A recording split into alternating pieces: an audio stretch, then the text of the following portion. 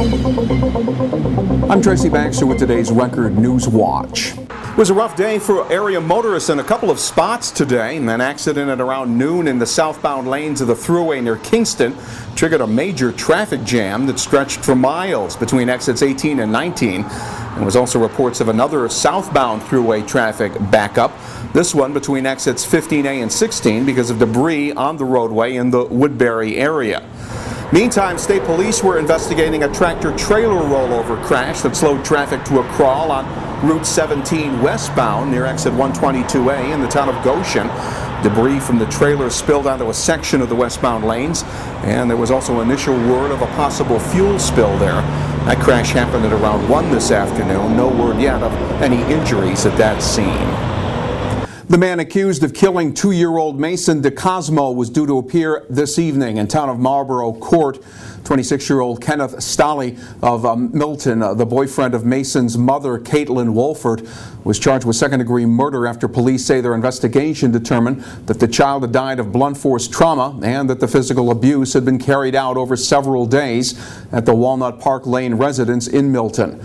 State police say Wolford told them she'd been aware of minor bruising on her son in the days preceding his death. Mason's biological father, Louis DeCosmo, has claimed he complained about his son's injuries, but that Child Protective Services did not act. Stahli continues to be held without bail in Ulster County Jail. Keep clicking here at Record Online for updated information on this story. A Bloomingburg man is listed in critical but stable condition following an ATV crash last evening in the town of Mamakating. State police say 37-year-old Jason Diallo was driving an ATV four-wheeler when it slammed head-on into a tree in the area of Mountain Road and Upper Road. Diallo was airlifted to Westchester Medical Center. Police say he was not wearing a helmet. Tickets may be issued pending the results of the investigation and toxicology reports. It was anything but a routine Monday at the Orange County Courthouse today, where a power outage forced the shutdown of the building for the day and the adjournment of all the cases scheduled for county Supreme and family courts. At around 7 this morning, county workers discovered that the major fuse providing power to the building had blown. Electricity was restored a few hours later, but the decision had been made earlier to close the courthouse for the day. Utility officials were attempting to determine what triggered the blown fuse. Eligible Orange County workers have until September 29th to decide whether to accept an early retirement incentive that's been offered as a way to cut down on the number of layoffs that will reportedly be needed to help offset a projected $60 million county budget deficit. But even if the 200 or so employees take early retirement, that won't come close to resolving the county's current financial crisis, according to Orange County Executive Steve Newhouse. We have a serious budget gap, and it seems to be getting worse every day. We're going to get through it, but it's going to be a very ugly 3 months in the budget process. It's just no really good alternatives.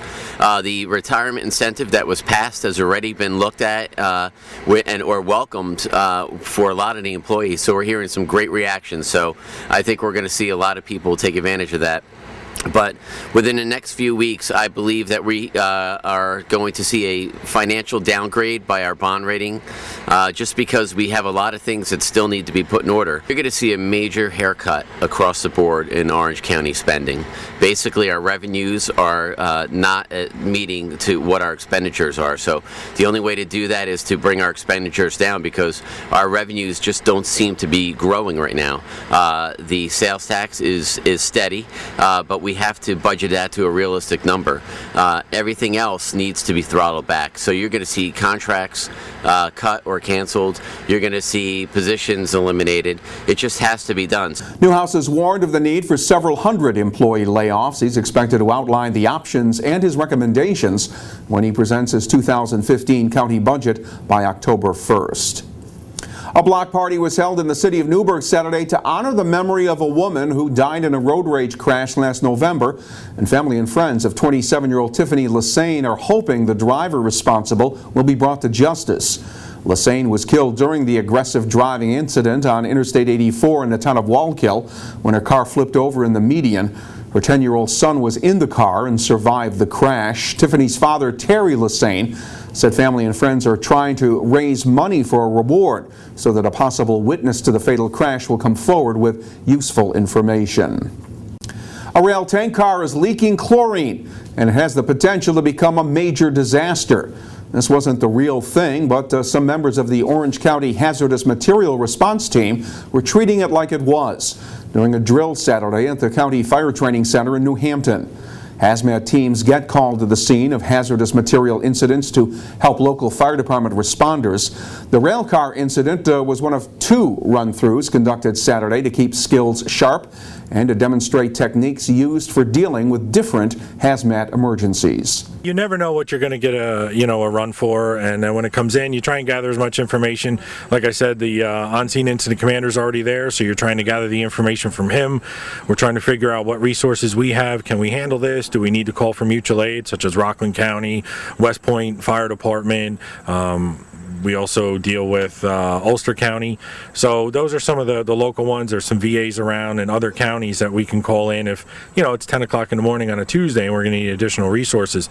But not only do we have that restraint that we deal with, but now we're also dealing with state or federal requirements depending on the type of incident that we're at.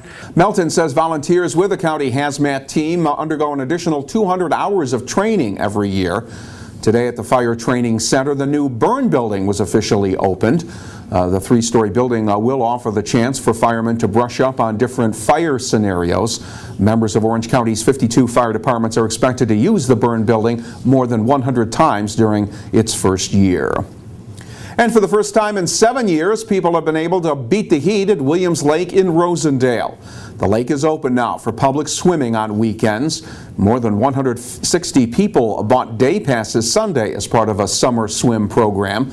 The reopening of the lake to swimmers is raising money for a major community project. We opened it because the pool's been closed for 2 years, and we wanted to provide a place for people, the local community, for a place to swim and get some relief from the summer heat and raise some money for the new pool, which we hope to have next summer.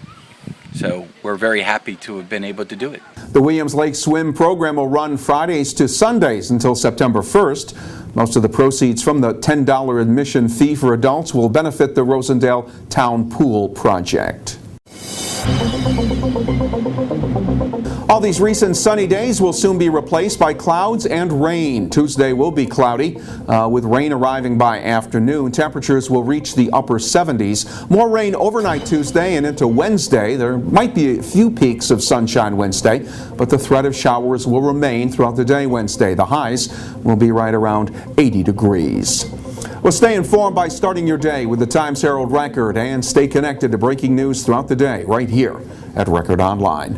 For Record Newswatch, I'm Tracy Baxter.